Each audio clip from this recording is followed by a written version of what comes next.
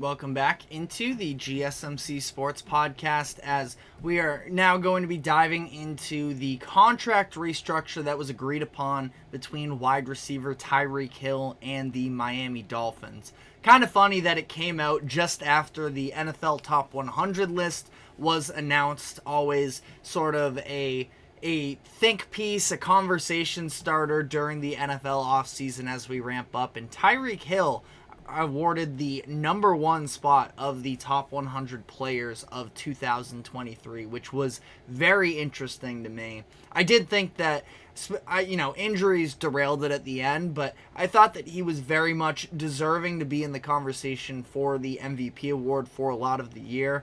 But just a massive surprise that anybody other than Patrick Mahomes would take home that number one spot. So we might actually do a little bit of a deeper dive into that list later this week.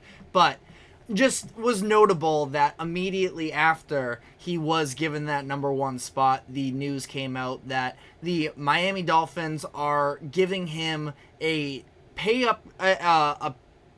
promotion? That's not the right word. An increase in guaranteed money for the remainder of his contract. He signed a new contract with the Dolphins just a couple off seasons ago, and he is already locked in for the same amount of time. I believe it's an additional 3 years on his contract that he has remaining. But what this deal did was guarantee him more money in the immediate future, where he is going to be the deal is worth $90 million over the course of the next 3 seasons, with $65 million guaranteed. So again, this deal doesn't add any additional years into the contract, but it updates the guaranteed money along with the $55 million that has already been guaranteed. Tyreek now has $106.5 million fully guaranteed, which is easily a record for the most ever guaranteed money for a wide receiver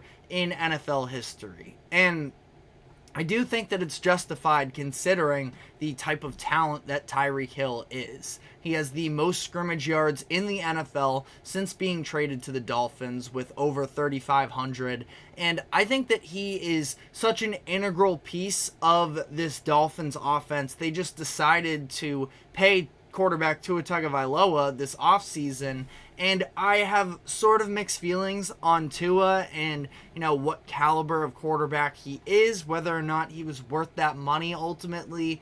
But, regardless, Tyreek Hill just wanted to be fairly compensated for the skill that he is, and he wants to be in Miami. So both of those get checked off, and I think that it's an important, milestone almost for the Dolphins to make sure that they are able to retain him, because of the fact that for Tua, especially at the beginning of this deal where, it is fully guaranteed the first couple seasons and they don't have an out, they are going to need to have Tua continue to improve. And that's the thing as well, is I might not feel incredible about Tua the player based off of what we've seen so far in his early career so far. Still only played in 4 seasons, but last year was his best. He's still just 26 years old, and he has a lot of room to grow. And Tyreek Hill can be an important part of that as well, to help Tua continue to take the steps that he needs to the point that once Tua is eating up a larger percentage of their salary cap hit, and that they aren't going to be able to surround him with quite the amount of talent that he's had for these past few seasons, that he is ready for that moment almost. And I feel like, when you look at the Dolphins offense right now, it's all about speed with Tyreek Hill, Jalen Waddle. You look at what they've done with the running back room of drafting Devon Achane, having Raheem Mostert as well. It's a team that can just fly all around the field. Tua isn't necessarily somebody who can himself fly, but I think that he can make the quick decisions, and that's sort of what you need for the Dolphins right now, is working him into this. Now, eventually, working through the progressions is going to be something that I'm sure Tua is going to hope to improve upon. The further away we get from the concussions that he suffered during the 2022 season, feel like he could maybe be a little bit more comfortable navigating the pocket, being a little bit more mobile. But as things currently stand, the entire offensive scheme right now is speed and pre-snap motion and just trying to confuse the defense a little bit. And Tyreek Hill has sort of fit into that flawlessly. He's probably ultimately the reason why Mike McDaniel chose to lean so much into that offensive identity. But I think that with Tyreek, obviously speed is the first thing that comes to mind with Tyreek Hill. And I gotta be honest, when he first got traded from Kansas City, I did have some sort of concerns about what it could look like with Tyreek Hill long term, taking him away from Patrick Mahomes. That we know he can run by defenders, but what happens when you don't have a quarterback that has a bazooka who can just throw it deep and ultimately you make the play from there?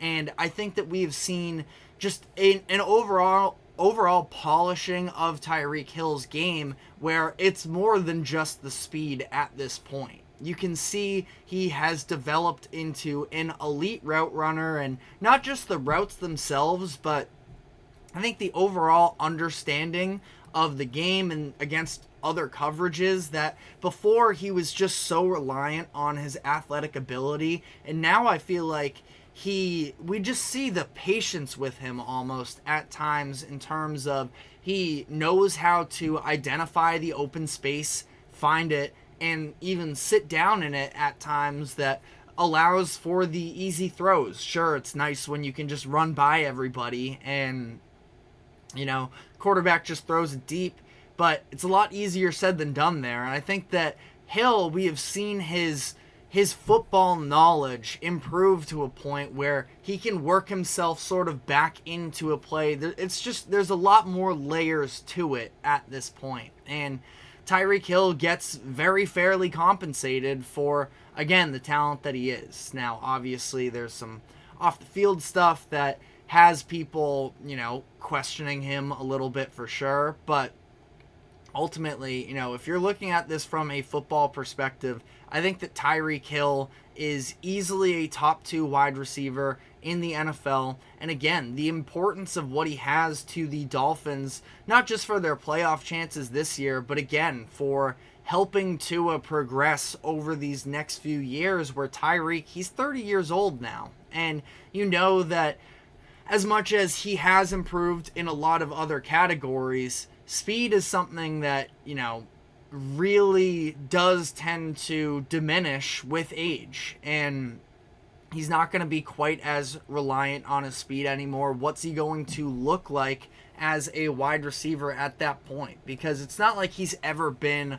a jump ball type of player. He's 5'10", he's sub 200. It's not like he has this, elite size or anything, or is go up and get it type of, catching ability. But I don't know. It's just going to be really interesting to see how he ultimately progresses as the years go on. But again, somebody who has logged 1,700 yards in each of the past 2 seasons, you have to imagine that, yes, there were some injuries down the stretch of this past season, but I do think that he's going to be able to continue to play throughout the remainder of his contract. I have no problem whatsoever with them guaranteeing the money for him moving forward here.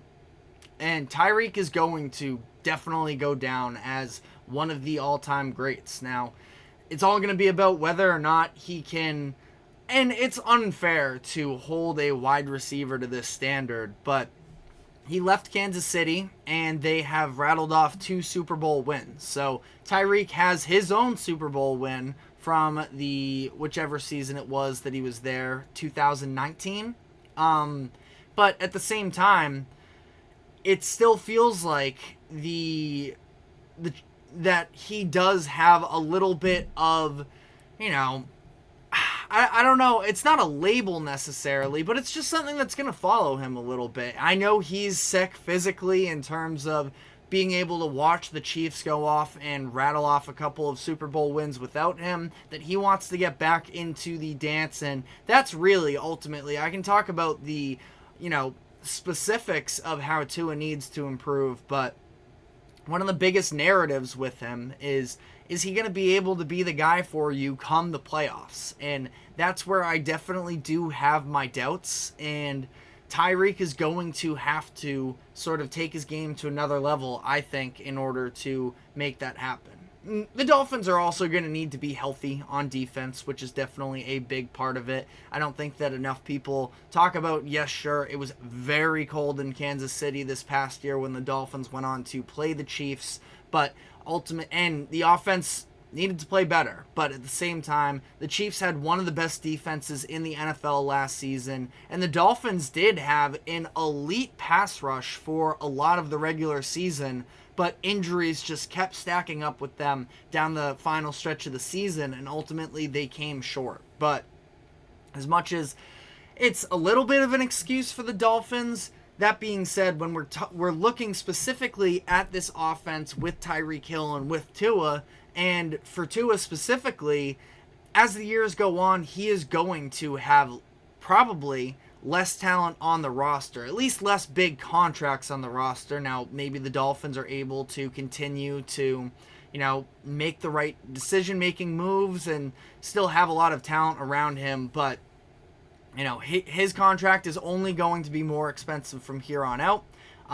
Unlike the Jordan Love deal that was just handed out a couple weeks ago as well, that Jordan Love has a little bit more of a flat rate for what his contract is going to cost. Tua's gets incrementally more expensive as time goes on. So the Dolphins are going to have a lot to prove, and Tyreek Hill is going to be a very important part of the Dolphins taking the next step. But let me know what your thoughts on this deal were. We are going to be continuing on our season previews for all 32 teams. Today we have the last team of the AFC West before we move on to the NFC. So we're going to be talking about the Los Angeles Chargers. But first, a quick break. Don't go anywhere. We will be right back.